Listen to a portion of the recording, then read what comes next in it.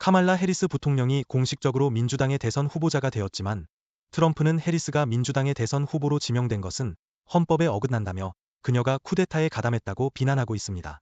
이에 정치 분석가들은 트럼프 전 대통령이 2024년 대통령 선거에 패배할 경우를 대비하여 2020년 대선 때와 같이 대선 결과에 승복하지 않을 명분을 쌓아두는 것이라고 분석하고 있습니다.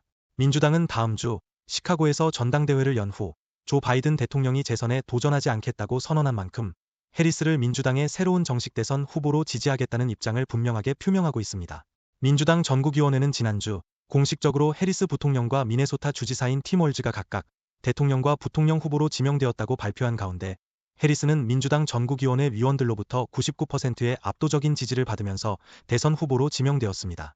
각종 여론조사에 따르면 트럼프는 바이든과 경쟁했던 때보다 훨씬 더 어려운 싸움에 직면해 있는 것으로 나타난 가운데 트럼프는 해리스가 민주당의 대선 후보로 지명된 것과 관련하여 지속적으로 불평하고 있으며 심지어는 반헌법적이라는 말까지 서슴지 않고 있습니다.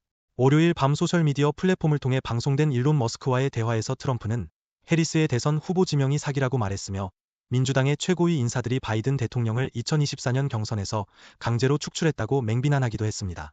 트럼프는 머스크와의 대화에서 민주당의 대선 후보 지명은 현 미국 대통령에 대한 쿠데타였으며 바이든은 대선 후보에서 밀려나고 싶어하지 않았지만 민주당 측 최고위 인사들은 우리는 좋은 방법으로든 어려운 방법으로든 대선 후보자를 교체할 수도 있다는 말을 했다고 주장했습니다. 트럼프는 또한 지난주 기자회견에서 해리스가 바이든에 이어 민주당의 대선 후보로 지명된 것은 우연인 것 같고 그렇지 않을 수도 있다고 말한 바 있습니다. 공화당 소속의 하원 의장인 마이크 존슨 역시 민주당의 대선 후보로 지명된 해리스는 앞으로 법적인 문제에 직면할 것이라고 주장했습니다. 그러나 존슨은 해리스의 대선 후보 지명이 법적으로 어떻게 문제가 되는지에 대해서는 구체적인 언급을 하지 못하면서 단지 이것은 시스템이 작동해야 하는 방식이 아니라며 규칙을 무시한 채 대선 후보자를 자기들 마음대로 교체한 전례는 없다고만 말했습니다. 트럼프의 이러한 행동과 관련하여 트럼프 정부 시절 국가안보 보좌관을 역임했던 존 볼튼은 트럼프는 이번 선거에서 패할 경우를 대비해 여러 가지를 준비하고 있는 중이라고 말했습니다.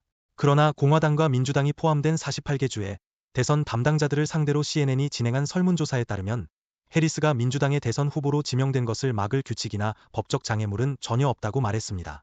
플로리다 및 몬태나 주의 대선 담당자들은 CNN의 설문조사 요청에 응하지 않았지만 CNN에 따르면 해당 주의 대선 투표용지 규칙을 검토한 결과 해리스가 그곳에서도 법적 문제에 직면할 가능성은 전혀 없는 것으로 나타났다고 밝혔습니다.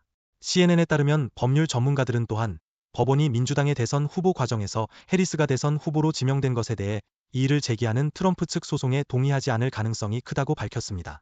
CNN은 또한 공화당의 총괄 변호사를 지냈던 선거 변호사인 벤 긴스버그가 지난달 대선 후보를 지명하는 것은 전적으로 당 차원의 문제이며 한 당의 대선 후보 선정과 관련된 모든 법적 선례는 당의 선택을 존중하는 것과 유권자들에게 선택권을 주는 것이라는 발언을 인용했습니다. 이번 영상에서는 2024년 대선에서 트럼프가 패할 경우 그는 지난 2020년의 대선 결과 때처럼 대선 결과에 불복할 가능성이 농후하다는 소식을 전해드렸습니다. 민주주의의 기본은 선거 결과에 깨끗이 승복하는 것인데 트럼프의 성향은 미국 국민들의 뜻을 따르기보다는 자신의 뜻이 관철되기를 바라는 마음이 너무 강하다는 생각이 듭니다. 아무쪼록 이번 미국 대선에서 누가 이기든 간에 분열 없이 대선이 마무리되었으면 좋겠다는 생각이 듭니다.